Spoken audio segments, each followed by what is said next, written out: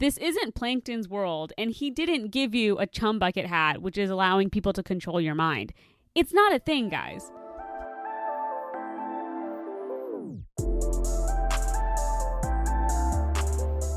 What's up, everyone? Welcome to Talk Bacc, the podcast. I'm your host, Naz. If this is your first time here, welcome. And if you are returning, thank you so much for coming back. You didn't leave like Danny Amendola, which you would only get that reference if you listened to the last episode, Talk Sporty to Me. And if you haven't, go check it out. All right, guys. So this is the first episode of the Better Than Espresso's bonus series. And this series is basically just some short episodes that are going to be about a quick thought that I'm hoping that you guys can use as a little pick-me-up and basically take it as a shot of positivity before you take on the rest of your day, the week, however long you need to emotionally recharge for. So today's shot of espresso, aka exactly what you need to be reminded of right now, is that you are in a lot more control of your thoughts and your emotions than you give yourself credit for. All right, so let's paint the picture. You just went out, you bought a shirt, it's got stripes that are pink and yellow. You think it looks amazing on you. You love this shirt. You cannot wait to just rock it and just go at it, right? And then you wear it, and someone opens their big mouth to tell you that I don't think that's your color, or that it just doesn't look good on you. And then suddenly this awesome shirt that you loved so much, you hate it, something must be wrong with you, and then it'll keep you second guessing yourself till the end of time. I absolutely hate how much we can let the words of other people internalize within us and then have it affect how we see ourselves.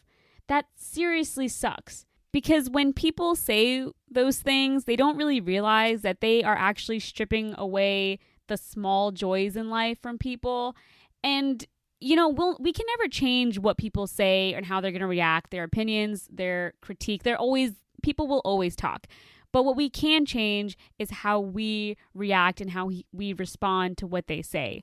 Into another scenario, let's say you've always liked country music, or maybe it's rock music, or maybe it's, I don't know, gospel, whatever it is. You listen to this in like middle school and high school, but then eventually as you grew up and you started, seeing what's quote unquote cool, you just got the idea that whatever you liked was lame, and maybe you switched it out for some Travis Scott to feel a little bit more accepted. So in this scenario specifically, it's interesting because we started calling the real things that make us happy guilty pleasures. So maybe you'll be blasting the Travis Scott in front of everyone for them to see and for them to hear and be like, oh yeah, like you're cool. I guess there's your vibe check from everyone else. But then your guilty pleasure would be go listen to your country music or your gospel music, and you kind of keep it hushed because it's not actually accepted by everyone else. But that's not fair, because you shouldn't have to feel guilty for liking whatever it is that you like. The actual pure dictionary definition of guilty pleasure, and it reads, a guilty pleasure is an activity or piece of media that someone enjoys but would be embarrassed if other people found out about it. Generally, the guilty pleasure is something that might be viewed as shameful by other people. Why are we being ashamed? The actual definition alone is incredibly annoying. It's just saying that society doesn't think it's quote unquote cool, therefore you better hush it up and pack it away and only listen and enjoy it when people aren't around. It's like we're all trying to live in this weird societal standard, and it doesn't actually exist because people are so vastly different and live such different lives that how are we trying to group everyone to stay on this one level of acceptance in society? Who are you really trying to be accepted by? Because everyone thinks so differently, and since people are always going to have stuff to say, just like what you like and do you. Listen to the music that's going to make you happy. Wear the pink and yellow stripes if that's going to make you happy. People's comments are just their comments, and they don't have to have any more weight. The only weight they have is whatever you give them. Take your power back and think more for yourself than for other people. And when you do that, I promise you, life gets that much more enjoyable. and all you have to do was actually be yourself. It's honestly the biggest cliche in the entire world, but it holds true. It just does. All right, guys, so that was the first Better Than Espresso episode.